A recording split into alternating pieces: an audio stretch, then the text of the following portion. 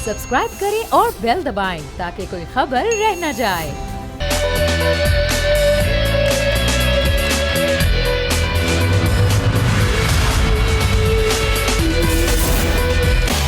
बिस्मिल्लाहिर्रहमानिर्रहीम, अस्सलामु अलैकुम। प्रोग्राम में मैं सुमैया रिजवान आपको खुश आमदीद कहती हूँ। नाजरीन, केसेस पर केसेस का मामला है। एक तरफ इमरान खान पर कई गुना केसेस बन चुके हैं। अगर हम बात करें तो वो तादाद जो है वो अब सेंचुरी क्रॉस कर चुकी है। दूसरी तरफ मुज़ाकरात की हुकूमत बातें करती है, लेकिन फिर दोबारा बयानात का सिलसिला शुरू हो जाता है। 14 मई को इलेक्शंस होंगे या नहीं, ये सबसे बड़ा सवाल है आज मुल्क में, जो बार बार किया जा रहा है कि पंजाब में 14 मई को इलेक्शंस होंगे या नहीं होंगे। समातों पे समातें चल रही हैं, लेकिन हम अपनी जो आज के शो का आगाज़ करूँगी मैं, वो कोर्ट की खबर से करूँगी। और आज भी हमने देखा कि पाकिस्तान तहरीक इंसाफ के चेयरमैन साबिक़ वज़ीर आज़म इमरान खान मज़ीद मुकदमात में आज भी पेश हुए हैं और 9 मुकदमात में उन्होंने दरख्वास्त दी, ज़मानत की, और उनकी ज़मानतें मंजूर हो गई हैं तमाम तर केसेस में। अब इतने केसेस लगे हुए होते हैं डेली के हिसाब से इमरान खान के। कल वो पेश नहीं हुए थे, आज वो पेश हुए। एक रोज़ का हाज़िरी से इस्तिस्ना था। आज क्या कुछ हुआ केस में, इसी पर सबसे पहले अपने प्रोग्राम का मैं आगाज़। हमारे नुमाइंदे हमारे साथ हैं हुसैन चौधरी, जिनसे हम इन केसेस के बारे से बात करेंगे। हुसैन, बहुत शुक्रिया।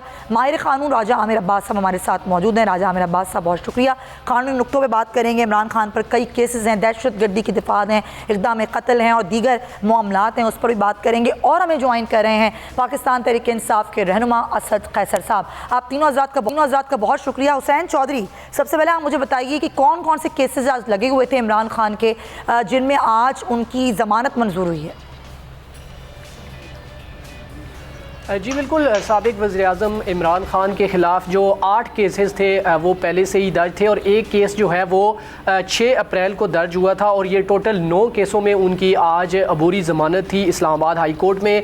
यही 9 केसेस गुज़िश्ता रोज़ भी इस्लामाबाद हाई कोर्ट में ज़ेर समाअत थे, लेकिन इमरान खान जो है वो तबीयत नासाजी के बायस पेश नहीं हुए थे, क्योंकि इस्तिस्ना की दरख्वास्त गुज़िश्ता रोज़ दायर की गई थी और वकला की जानिब से बताया गया था कि 2 दिन कबल साबिक़ वज़ीर-ए-आज़म जो है वो लाहौर हाई कोर्ट में जब पेश हुए तो उनकी टांग में जो है वो सोजिश हो गई, काफ़ी सोजन हो गई थी, जिसके बायस वो पेश नहीं हो सके। शौकत खानम में वो ज़ेर इलाज भी रहे। उनके जो एक्सरे रिपोर्ट थी वो भी गुज़श्ता रोज़ पेश की गई, लेकिन जो सरकारी वकील थे, जो एडवोकेट जनरल थे, उनकी जानिब से और पुलिस के जो वकील थे उनकी जानिब से एतराज़ आयद किया गया था कि जो दरख्वास्त गुजार होता है, जो मुलज़िम होता है, उसकी हाज़िरी जो है वो ज़रूरी होती है, जिस पर दोनों जजेस भी काफ़ी भरम हुए थे। और कल उन्होंने इमरान खान को कहा था कि आज वो हर सूरत पेश हो जाएं, वरना उनकी जो ज़मानतें हैं वो खारिज तस्वर की जाएगी।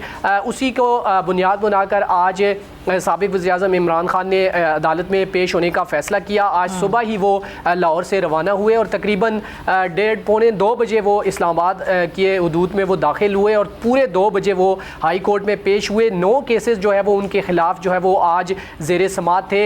मैं आपको बताता चलूँ कि 7 वो केसेस हैं जो कि गुज़श्ता जो पेशियाँ थी इमरान खान साहब की, जो कि जुडिशल कम्प्लेक्स और हाई कोर्ट में, उन पेशियों के दौरान ये केसेस बने थे। जब जुडिशल कम्प्लेक्स वो आए उस वक्त तोड़ फोड़ हुई, वहाँ पर तशद्दुद हुआ, पुलिस पर भी पथराव किया गया और इसी तरह जो बिल्डिंग थी जुडिशल कम्प्लेक्स की उसके शीशे जो है वो तोड़े गए थे। तो उस बुनियाद पर ये 7 केसेस जो है वो बनाए गए थे।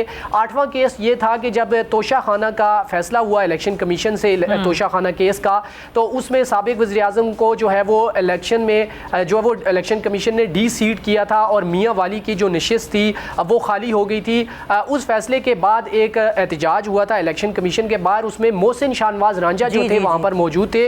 उन पर जो है वो हमला हुआ था और इक़दाम कत्ल की दिफात के तहत ये सेशन कोर्ट में ये केस ज़ेर समाअत था, जो कि इमरान खान वहाँ पेश नहीं हुए थे तो उन्होंने हाई कोर्ट से रजू कर लिया था।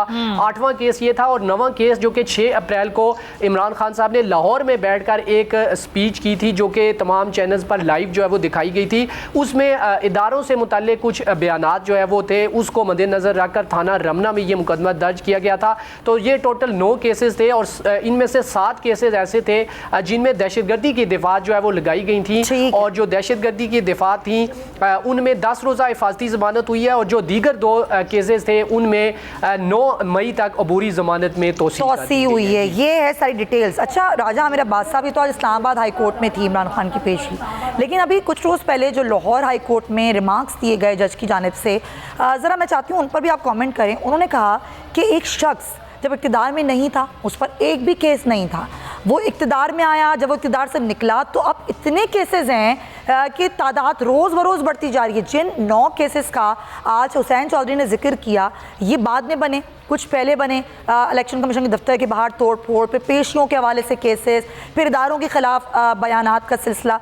सर ये जो केसेस की तादाद है राजा आमिर साहब, 121 तादाद है अब तक जो सूरत हाल है, ये कानूनी क्या हैसियत है? फिर हम रोज़ सुनते हैं, खबरें आती हैं कि आज हुकूमत गिरफ्तार कर लेगी, कल गिरफ्तार कर लेगी इमरान खान को, ये क्या मामला क्या है कानूनी तौर पर?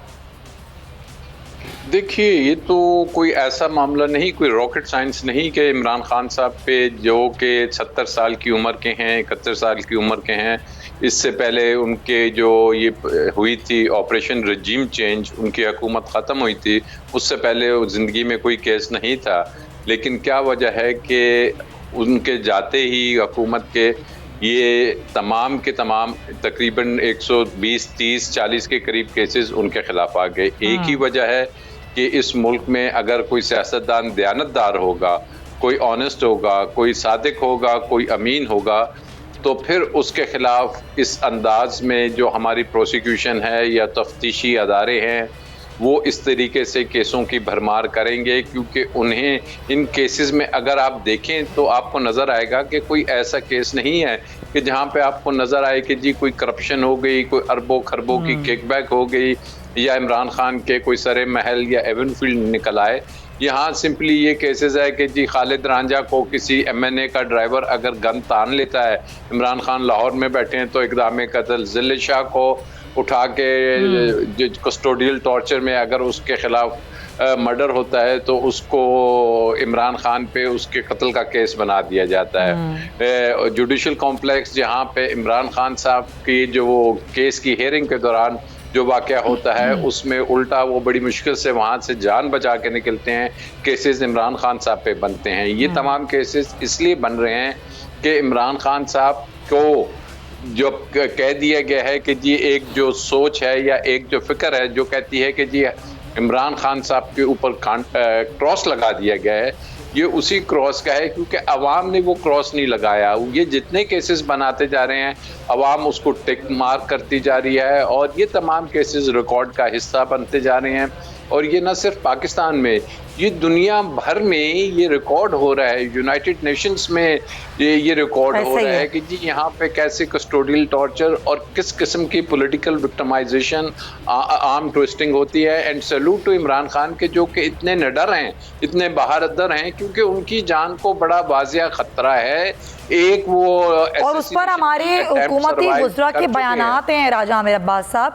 एक तरफ तो उनकी जान को ख़तरा है, अगर वो हिफाजती तौर पर जिस तरीके से सिक्योरिटी में पेश होते हैं तो उसका भी मजाक बनाया जाता है। ये बड़ी अजीब व गरीब सूरत हाल है। मैं दोबारा आपकी तरफ आऊँगी, असद खैसर साहब को भी शामिल गुफ्तगू करते हैं। असद साहब, एक तरफ हुकूमत मुज़ाकरात करना भी चाहती है। शाज़िया मरी ने आज न्यूज़ कॉन्फ्रेंस की और उन्होंने कहा कि जी बिल्कुल हम मुज़ाकरात करना चाहते हैं, लेकिन देखिए इमरान खान को कैसे वो आ जाते हैं अपना मुँह छुपा के, आखिर उन्होंने ऐसा किया क्या है।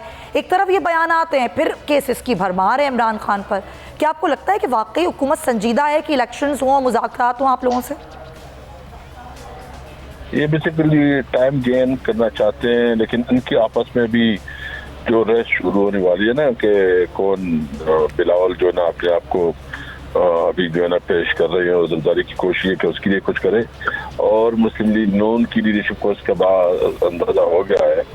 तो अभी इनका मज़ीद अलायंस जो है ना मुझे बहुत लंबा नजर नहीं आ रहा। अच्छा। लेकिन एक बात तो तय है कि ये इमरान खान की पॉपुलरिटी से और तहरीक इंसाफ की मकबूलियत से हर लिहाज से खौफजदा है और ये हर तरीके से कोशिश कर रहे हैं, दबाव डाल रहे हैं, पर्चे कर रहे हैं, गिरफ्तारियाँ तशद्दुद कर रहे हैं, कोशिश कर रहे हैं कि किसी तरह तहरीक इंसाफ के वर्कर को दबाए, लीडरशिप को जो है परेशान करे और ये जो है ना डिफेक्ट होकर पीछे हटे।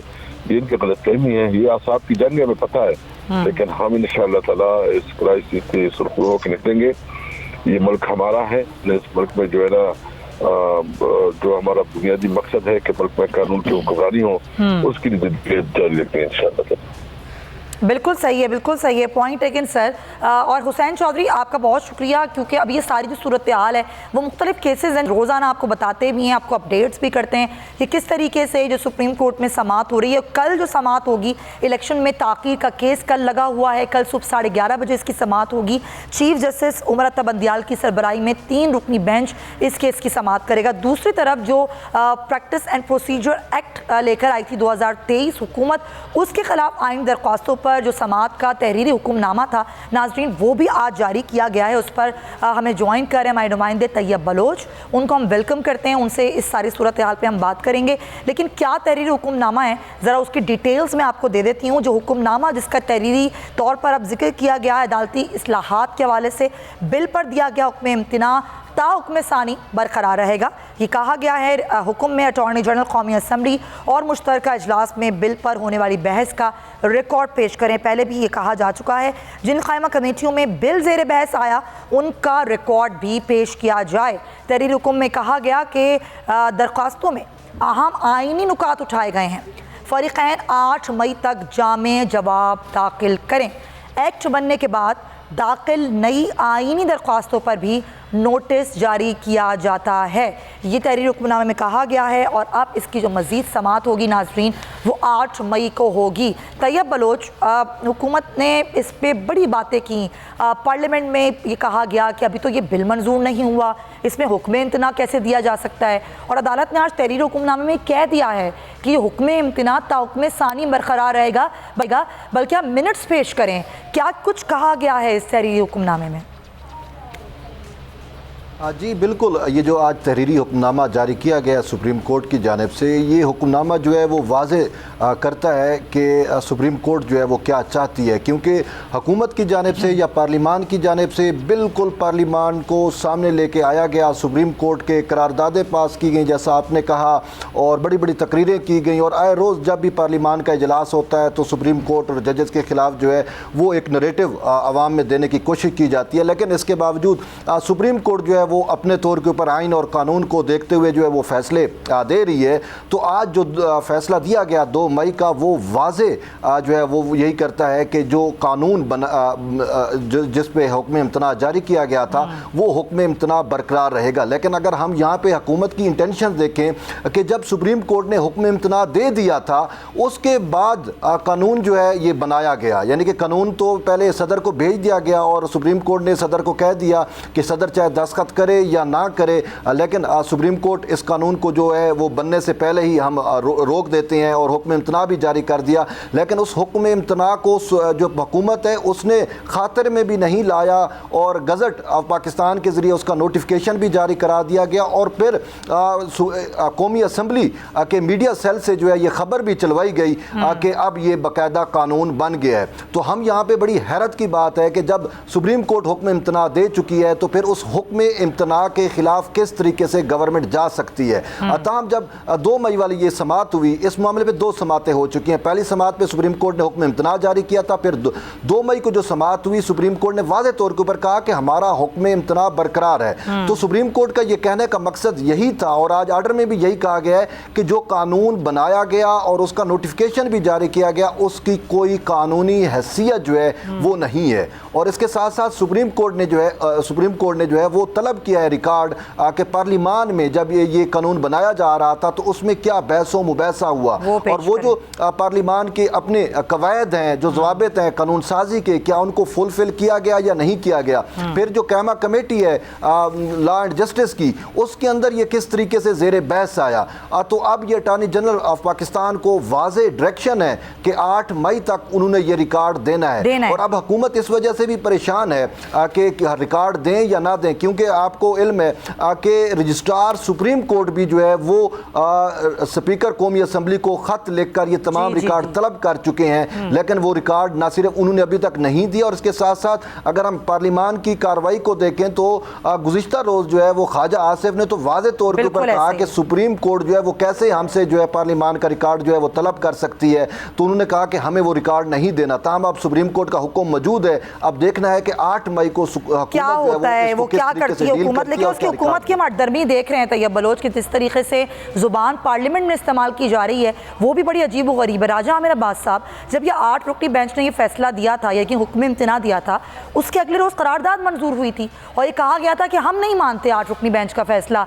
फिर जब अभी जो जिक्र कर रहे हैं हमारे नुमाइंदे कि जब मिनट्स मांगे गए तब ख्वाजा आसिफ जो कि वज़ीर दिफा हैं, बड़े अहम पोजीशन पे हैं, वो ये कहते हैं कि हम क्यों दें, हम क्यों बताएं क्या कार्रवाई हुई, ये तो एक प्रेसिडेंट सेट हो जाएगा कि जिसको चाहे पूछा जाए, हम तो ऐसा नहीं करेंगे। सर, ये जो प्रैक्टिस एंड प्रोसीजर एक्ट है जिस पर वाज़े तौर पर अदालत ने कह दिया कि इसका इत्लाक नहीं होता, ये पाबंद करने वाली बात है अदालत को, ये कानून कैसे बनाया जा सकता है, क्या कहेंगे आप? देखिए, इस वक्त हमें जो नज़र आ रहा है, पहले तो कहा जाता है कि जी कानून की यहाँ पे खिलाफ वर्जी हो रही है, यहाँ तो पूरे आईने पाकिस्तान की खिलाफ वर्जी होती हुई नज़र आ रही है।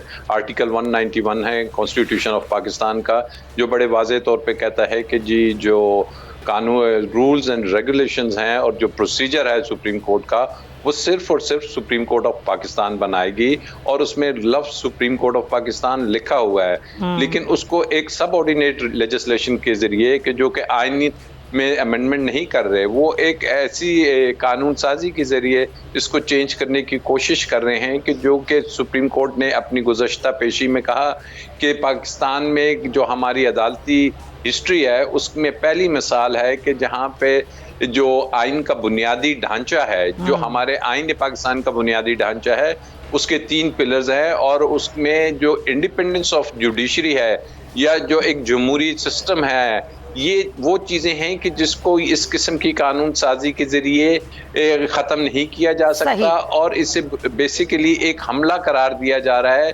इंडिपेंडेंस ऑफ जुडिशरी में।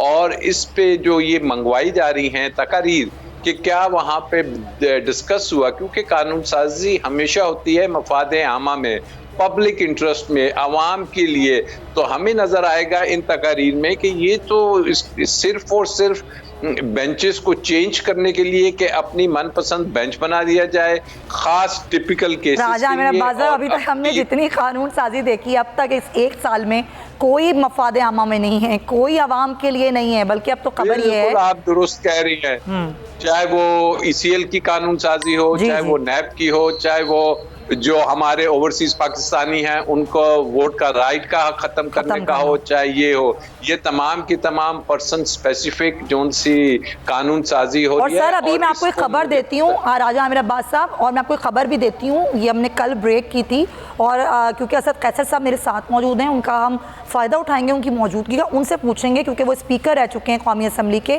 कि हुकूमत ये सोच रही है, राजा आमिर अब्बास साहब आप भी सुनिएगा, कि हुकूमत अब ये सोच रही है कि तौहीन पार्लियामेंट का बिल लाया जाए, वो लाके मंजूर करवाया जाए और उसमें हर वो पाकिस्तानी आएगा जिसको वो समझेंगे, इवन ओवरसीज़ पाकिस्तानीज भी इसमें शामिल हो जाएंगे, उनके खिलाफ भी इस बिल के तहत कार्रवाई होगी। तो असद कैसर साहब, ये तौहीन पार्लियामेंट क्या होती है? क्योंकि हुकूमत अब ये सोच रही है कि ये भी एक बिल हो जिसको मंजूर कराया जाए और उसमें चाहे वो जजेज़ हों, चाहे वो एक आम पाकिस्तानी हो, ओवरसीज़ पाकिस्तानीज हों, उनको तलब किया जा सके। क्या ऐसा कोई कानून बनाया जा सकता है और ये तौहीन पार्लियामेंट क्या होती है सर? देखिए, एक तो हमारे ऑलरेडी तहरीक इस्तिहकाक का जो हमारा एक कानून है वो सफिशिएंट है, और इसके अलावा जो MNA उसके पास बहुत बड़ा फोरम है, अगर कोई उसके साथ तज़यीक़ करता है या कानून के मुताबिक काम नहीं करता तो असेंबली की फ्लोर पे अपनी बात कर सकता है, उससे मजबूत कोई फ्लोर नहीं है। लेकिन मुझे समझ नहीं आ रही कि किस किस्म के ये जो है ना पार्लियामेंटेरियन को मजिस्ट्रेट बनाना चाहते हैं, जज बनाना चाहते हैं, क्या करना चाहते हैं, ये वो काम करना चाहते हैं, ये वो पावर देना चाहते हैं जो कि सिविल जज के पास जो पावर है, जो किसी भी सूरत में काबिल अमल नहीं है। ये कानून के साथ मजाक होगा और ये पार्लियामेंट के साथ भी मजाक होगा, पूरी दुनिया में पार्लियामेंट का मजाक उड़ाया जाएगा।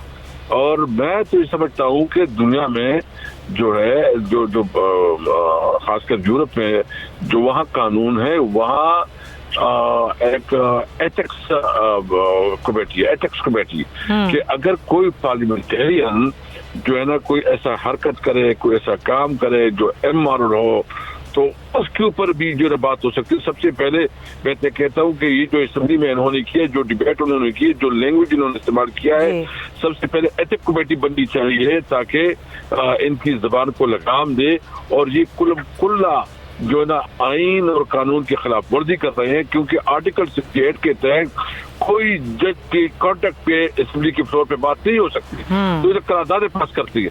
तो मैं समझता हूँ कि इस किस्म के कानून की कोई जवाब नहीं बनती, ये बिल्कुल ये कानून कोई मानेगा भी नहीं और ये हो भी नहीं सकता। हाँ, अलबत्ता एथिक्स कमेटी बननी चाहिए कि अगर असेंबली में कोई पार्लियामेंटेरियन इस किस्म की कोई बदतमीजी करता है, कोई ऐसा काम करता है, इसका जो है ना हिसाब किताब लिया जाए, हिसाब किताब लिया जाए। Thank you so much Asad Qaiser साहब, राजा आमिर अब्बास साहब, तैयब बलोच, बहुत शुक्रिया आप तीनों हजरात का। हम गुफ्तगू है, बड़ी अहम बात है जो साबिक स्पीकर कौमी असम्बली असद कैसर साहब ने की कि इस पर कमेटी बननी चाहिए, हिसाब किताब होना चाहिए, क्यों इस तरह की ज़ुबान जजेस के हवाले से पार्लियामेंट में ली जा रही है। वो भी मुआज़िज़ है, ये भी मुआज़िज़ है, इस तरह की चीज़ें नहीं होनी चाहिए मुल्क में। एक ब्रेक लेंगे नाजरीन और फिर वापस आएंगे। स्टे विद अस।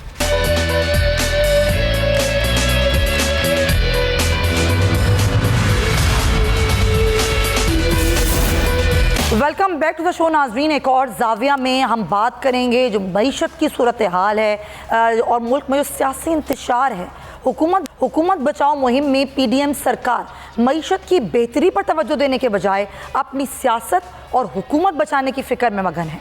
यूं तो वतन अजीज़ में महंगाई की शरह में रोज़ बरोज़ ख़तरनाक हद तक इजाफा हो रहा है। अब पाकिस्तान ने महंगाई की शरह में हाल ही में डिफ़ॉल्ट होने वाला मुल्क श्रीलंका को भी पीछे छोड़ दिया और पाकिस्तान एशिया में महंगा तरीन मुल्क बनकर सामने आया। ये कोई और नहीं बल्कि गैर मुल्की खबर रसा इदारे ब्लूमबर्ग की रिपोर्ट है। उस रिपोर्ट के मुताबिक पाकिस्तान में कमज़ोर करेंसी, खुराक और तवानाई के बढ़ते हुए अखराजात ने अप्रैल में कीमतों में इजाफे को खित्ते की बुलंद तरीन सतह पर पहुँचाया। महकमा शुमारियात पाकिस्तान की जानिब से गुज़िश्ता रोज़ जो जारी करदा अदाद शुमार हैं उसके मुताबिक सार्फिन के लिए अशिया की कीमतों में अप्रैल में एक साल कबल के मुकाबले में 36.4% का इजाफा देखा गया, जो कि 1964 के बाद से सबसे ज़्यादा इजाफा है। रिपोर्ट में ये कहा गया है कि अदाद शुमार से पता चलता है कि पाकिस्तान की महंगाई की शरह ने श्रीलंका में कीमतों में इजाफे को भी पीछे छोड़ दिया है, जहां अप्रैल में कीमतें कम होकर अब 35.3% पर आ गई हैं और मुआशी बहरान से बहाली के आसार नज़र आने लगे हैं। पाकिस्तानी रुपये की बात करें तो 2023 में आलमी सतह पर अब तक बदतरीन कारकर्दगी का मुजाहरा करने वाली करेंसियों में से वो एक बन गया, जिसमें डॉलर के मुकाबले में उसमें 20% की कमी हुई है। दरामदात हमारी जो हैं वो हम देख रहे हैं कि वो अशिया मज़ीद महंगी हो रही हैं, बरामदात ना होने के बराबर हैं। इस सारी सूरत में हम खड़े कहाँ हैं? हमें ज्वाइन कर रहे हैं डॉक्टर शाहिद हसन सिद्दीकी साहब, माहिर माशियात हैं, एक्सपर्ट हैं, वो हमें बताएंगे। Thank you so much doctor साहब। अस्सलाम वालेकुम। जी वालेकुम अस्सलाम।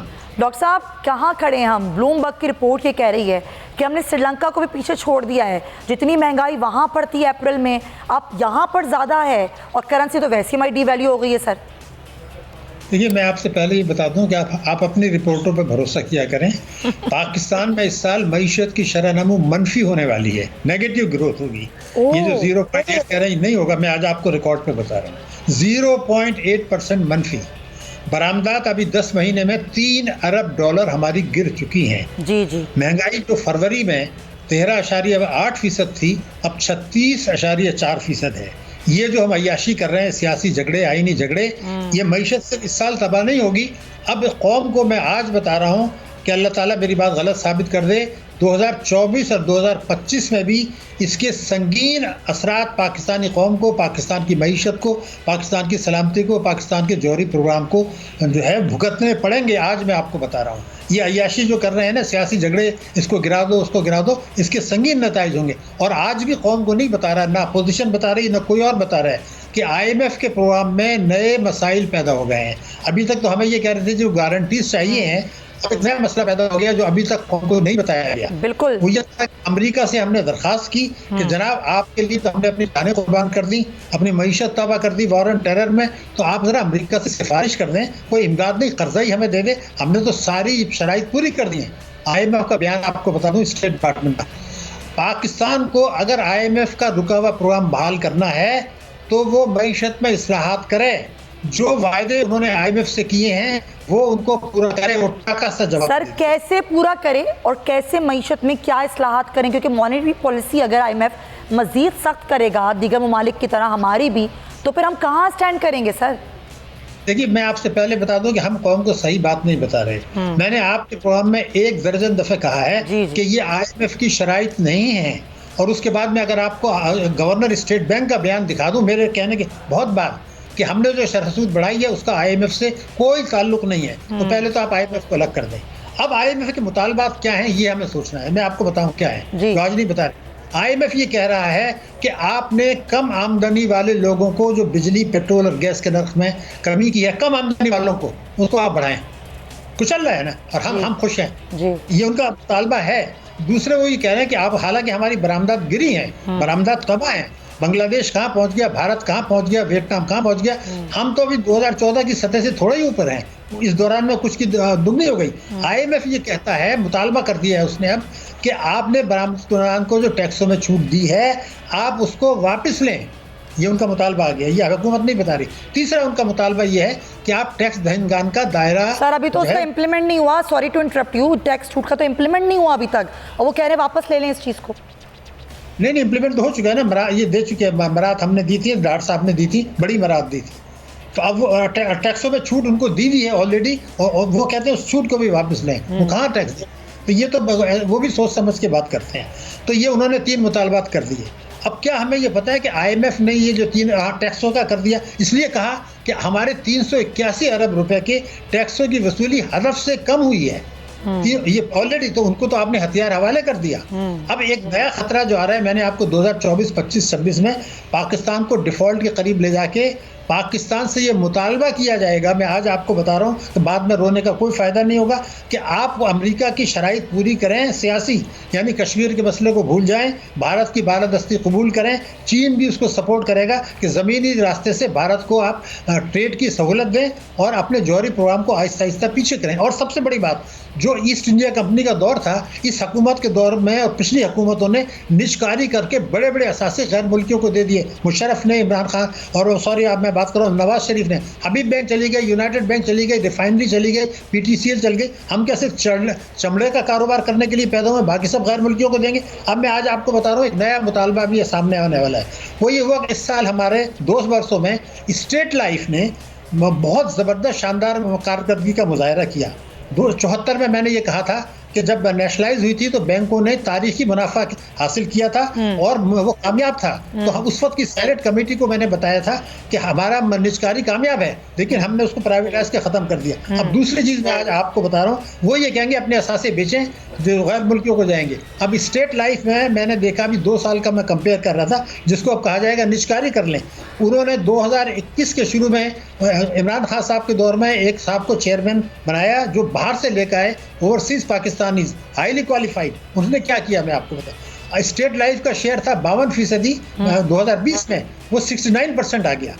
उसके बाद जो इजाफा हुआ 170 अरब रुपए का उसके प्रीमियम में, उसका 92% स्टेट लाइफ का और 8% जो है वो दूसरी तमाम कंपनीज का। तो आप अपने जो अच्छे इदारे हैं उनको आप फरोख्त करेंगे। ये तो हमने शुरू से देखा है ना शाहजहां सिद्दीकी साहब, अच्छे इदारों को हम जो है उनकी निजकारी कर देते हैं, उनको हम फरोख्त कर देते हैं, और हम सिर्फ जो खराब मामलात होते हैं ना उनको चला के फ़ख्र महसूस करते हैं। लेकिन एक सवाल का जवाब दें, मैं बहुत सादा सवाल आपसे कर रही हूँ। ये हुकूमत एक बयानिया बेचती है और स्टिल बेच रही है कि ये जो तबाहाली है ना मईशत की, इस सारी तबाहाली का जिम्मेदार इमरान खान है और इमरान खान की हुकूमत की वजह से हम आज यहाँ खड़े हैं। इसमें कितनी सच्चाई है शाहिद साहब? मैं तो एक बात जानना, देखिए मैं कुछ राय देने के बजाय आपको आदाद शुमार क्यों नहीं पेश करता। मई 2022 में हमारा जो अफरात ज़र था वो 13.8% था। ऐसा ही है।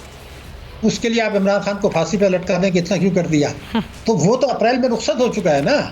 तो फिर ये जो उसके बाद बढ़ा वो अब आ गया 36.5 पर जी। तो उसमें ठीक है, IMF ने ये कहा है कि 2022 में जो ज़बरदस्त इंपोर्ट्स की गई थी और जो स्टेट माहिदा तोड़ा था उसके कुछ असरात 2023 में पड़े।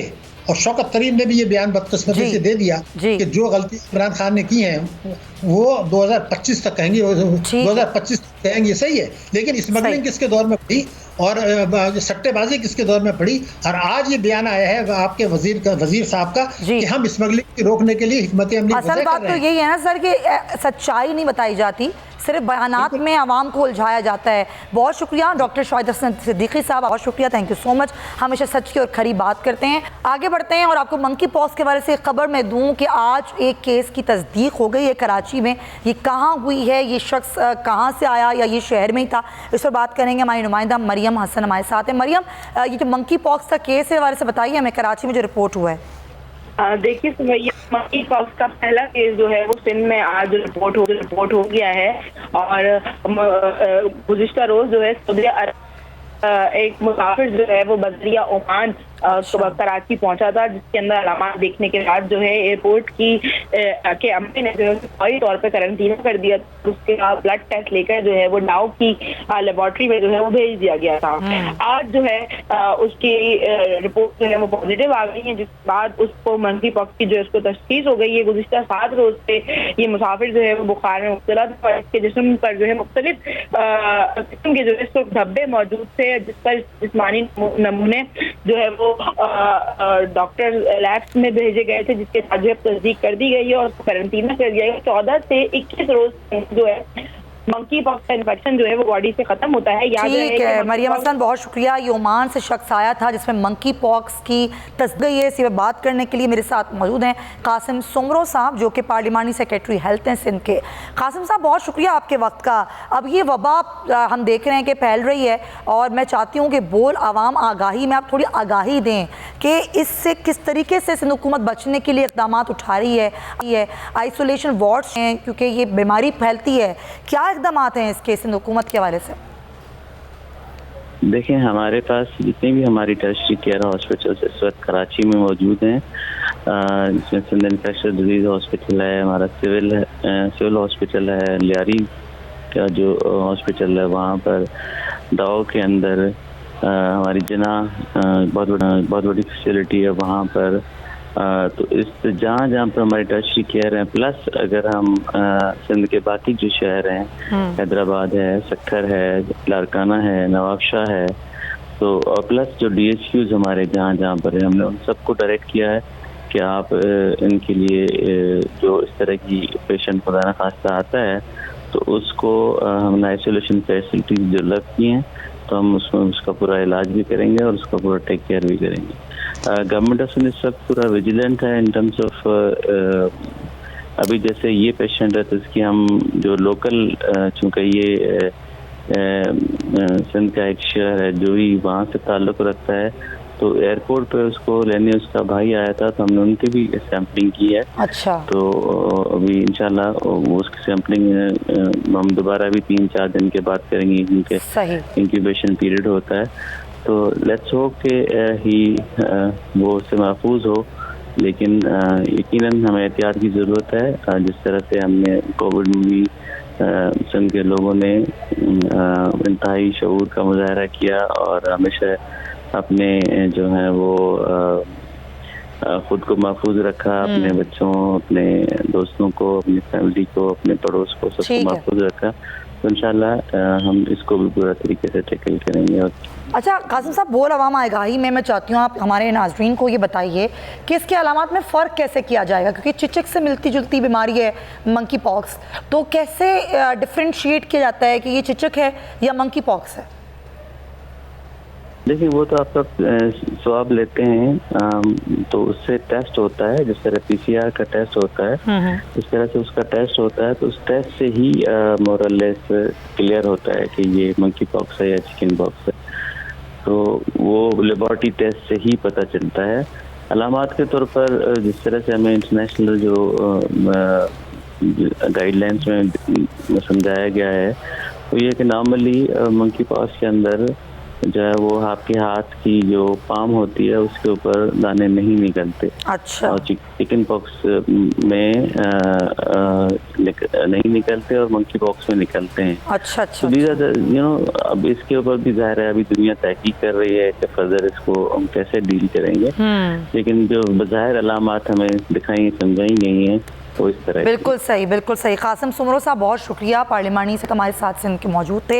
यकीनन जैसे कोई बीमारी आती है उसको समझने में, उसको टेकअप करने में, उसको किस तरह निपटा जाए टाइम लगता है, लेकिन सबसे बड़ी चीज़ ये होती है कि एहतियात की जाए, एहतियात से बेहतर होती है, इलाज से बेहतर होती है एहतियात। तो एहतियात कीजिए, अपने इर्द गिर्द के लोगों पर नज़र भी रखिए। प्रोग्राम का वक्त ख़त्म होता है, कल मुलाकात होगी, अपना बहुत ख्याल रखिएगा। अल्लाह हाफ़िज़।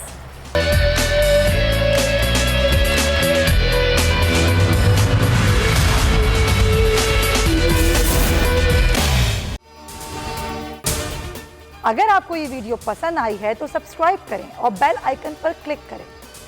हवाए नफ्स की है हुक्मरानी, लुटेरा कर रहा है पासबानी।